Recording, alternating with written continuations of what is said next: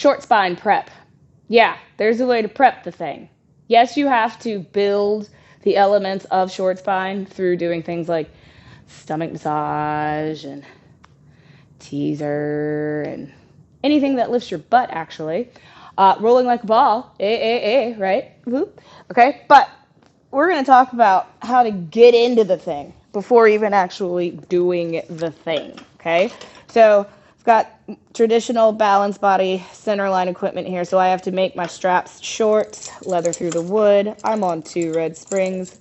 Whoopee. Now, the first thing we see people do all the time is pull on the leather, trying to then pull their foot and get in. Not the most efficient, but just kind of physically, psychologically, and mentally in space, it's like, well, why wouldn't I just pull on these things and put my feet in? Right? Okay, but let's talk about what that is. If I'm going to pull on these straps, then to make this an actual piece of Pilates, I need to find what's really going to pull on these straps, and it's not going to be my elbows, it's not going to be my hands. It's going to be this feeling of pulling all of this spring up under and into my center and up into my back. So just the action of saying pull, I should already get this idea of scoop too versus hang out and just pull with my arms, right? Because if I'm hanging out and pulling with my arms, now I've got all this weight hanging down. How am I going to get my butt up into? That's just already working against me. So what if we work at first as just pull, bring a knee, reach it back down. And you get that feeling of pulling lower body together into the pull of the upper body. This is a lot of work, right? I'm going to even take a little bit farther, bring it into some fundamentals. One, and then the other. Reach it down. Woo-hoo-hoo, holding that spring the whole time. This is surprisingly a lot of tricep work. We could go as far as, let's make some stomach series, okay? You could go through the whole thing, right? Gonna, because that's what we're talking about. Whew. And even just holding my knees here and looking for pull in and bring it down and pull in and bring it back.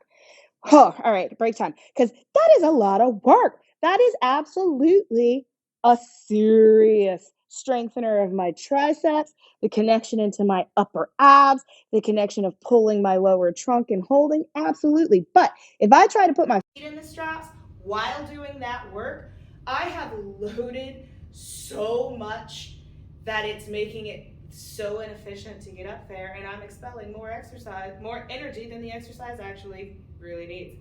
So that is the reasoning behind trying to leave the springs still and trying to bring your hips up and put your feet into the loops. However, if low backs are tight, that's very, very difficult. And the whole point of short spine is to open the spine, right? So to say your back's too tight for short spine, well, really, it's like, are you strong enough for short spine so we can use short spine to open your back some more? That's kind of the way you really want to look at it. So if I just give a little pull and engagement, so I've got tension in the leather or tension in the rope, so you're not just hanging out, because then like where are you going with your booty when you get up there, right? And I find that pull the knees in.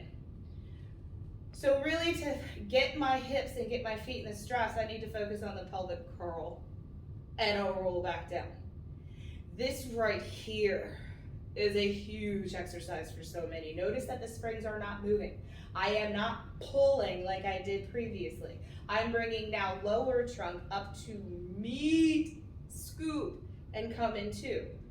Over time, what you hope is that there's enough flexibility and I can add in lengthening the hamstrings to sneak up one foot, sneak up the other foot. Now here's the thing, the hips are already up. The exercise has started, okay? So for some, maybe I'll even say, come and bring your hands up under your sacrum, right?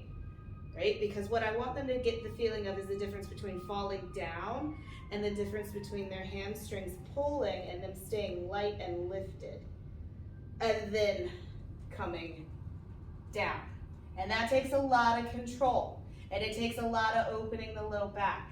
That might be a serious amount of opening for a lot that they don't need to do the full Monty, and that's why we're talking about these building steps to get into this exercise. So now if I then come up, grab the leather, grab the ropes, and I'm gonna push up so that I'm not tempted to hang, right? Because that's kind of everybody's first inclination too, to be like, oh yeah, it feels so good, let me just hang out right here.